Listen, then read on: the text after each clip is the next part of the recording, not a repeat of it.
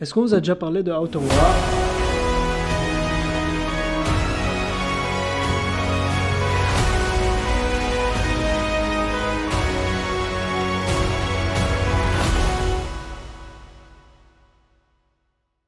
Déjà, je sais, il y a très précisément 86 quadrillions de vidéos sur le sujet. Il y a même le GOAT qui a fait 2 vidéos de 2 ans! Mais moi, je viens pas spécifiquement pour analyser ou décortiquer le jeu. Si vous êtes sur cette vidéo, alors vous avez probablement joué au jeu, vous avez entendu parler du jeu, ou vous avez un ami comme ça.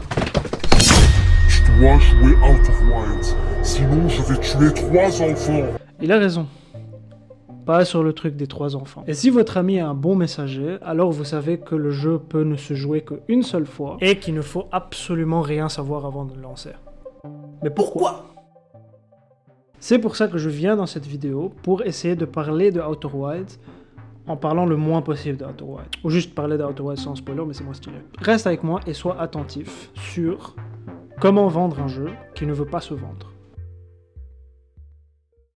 Déjà, c'est quoi Outer Wilds? Parce qu'il y a peut-être des gens qui regardent qui n'ont absolument aucune idée. C'est un open world avec une dimension de mystère qui se déroule dans un système solaire dynamique.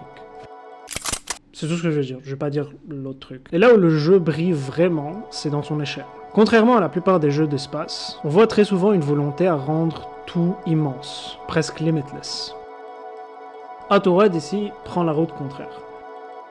Ça se déroule dans un seul système solaire avec 9 planètes prédéfinies qui sont relativement assez petites. Tu peux faire le tour d'une planète en moins de 1 minute.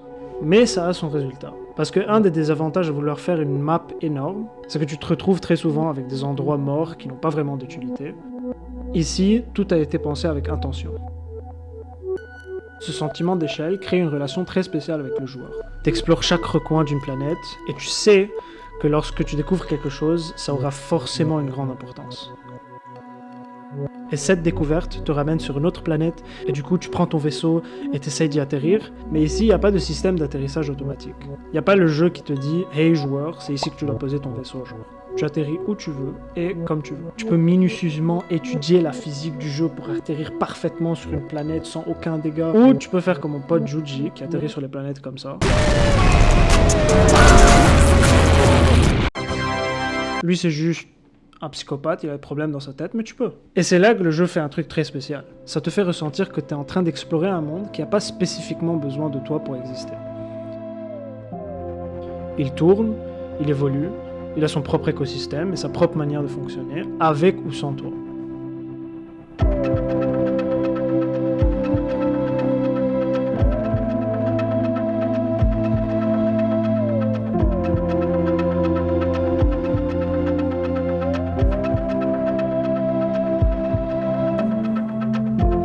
Et toi, t'es là, en train d'explorer comme un petit cogné, il est où le nouveau secret? Et c'est ça une des magies de l'exploration de Outer Wilds. Et cette magie ne vient pas spécifiquement de nulle part. Elle vient aussi d'un genre de jeu que certaines personnes intitulent le Metroidvania. À ne pas confondre avec Metroidvania, qui lui bloque la progression jusqu'à que tu trouves la bonne clé ou la bonne capacité pour ouvrir une porte. Dans ce cas précis, la clé est pas physique, elle est basée sur ta connaissance. Des jeux comme Return of the Obra Dinn, Fez, Her Story et Outer Wilds reposent tous sur la compréhension d'un élément, que ce soit une mécanique de jeu ou une information subtilement dissimulée pour progresser.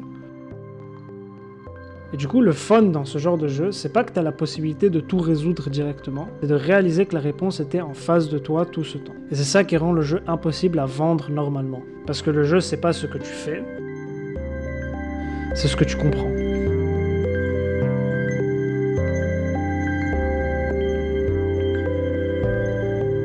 Pour décrire l'expérience unique le plus vaguement possible, quand tu penses à la création d'un jeu vidéo, on dirait très souvent que l'expérience est pensée après l'idée du jeu. Ou inversement. Je veux faire un FPS, un RPG, c'est quoi l'expérience que je veux procurer? Ou justement inversement. Mais pour Outer Wilds, on dirait que l'expérience et le jeu ont été pensés en même temps parfaitement.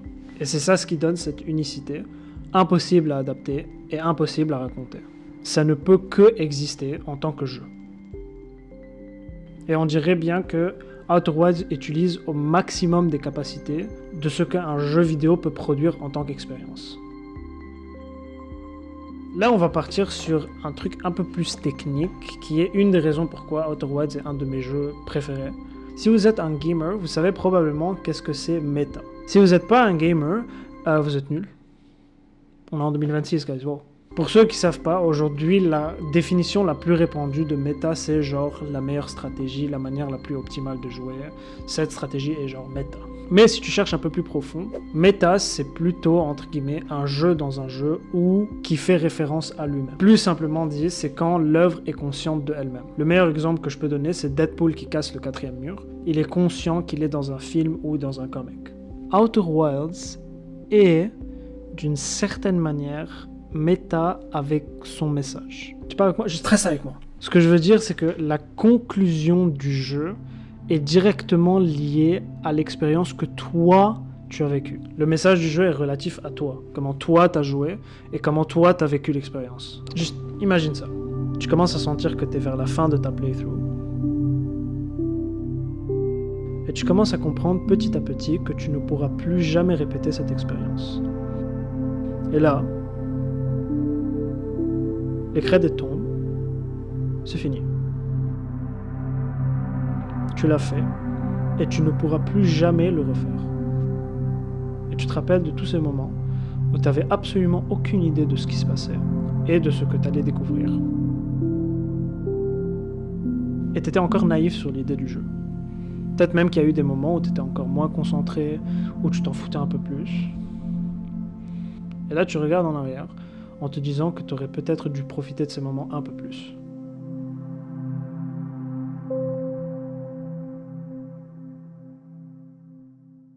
Maintenant que tu es arrivé vers la fin de la vidéo, tu mérites une récompense.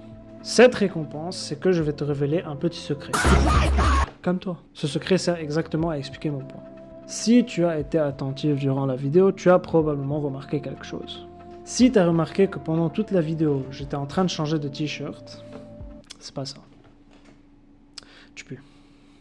Tout au long de la vidéo, il y avait un crayon qui se déplaçait du fond de la chambre jusqu'à ma position. Et qui le fait toujours d'ailleurs. Là, normalement, tu l'as remarqué. Mais du coup, c'est quoi la raison de ce secret de merde? Ça revient exactement au concept dont je parle depuis le début. Tu peux expérimenter Outer Wilds qu'une seule fois. Parce que maintenant que tu as le secret, tu peux plus justement expérimenter cette vidéo de la même manière que la première fois. Et si tu veux la partager avec ton pote, tu peux pas lui dire « Regarde la vidéo, il y a le crayon ». Tu peux seulement lui dire juste « Regarde la vidéo ». Tu vas voir, regarde pas les commentaires. Et c'est exactement ce que ton pote qui te dit de jouer à Outer Wilds ressent. Donc finalement, j'ai une question pour toi. Est-ce que tu as été attentif?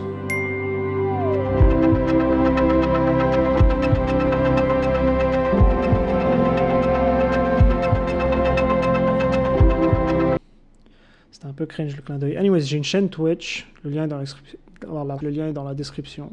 Il y a aussi ma chaîne secondaire où c'est des vidéos un peu plus gaming. Tout est dans la description. Voilà, j'ai fini. Je déteste les outros. Donc... Ah, il n'y avait rien dans le verre, by the way. Il était vide. Bye.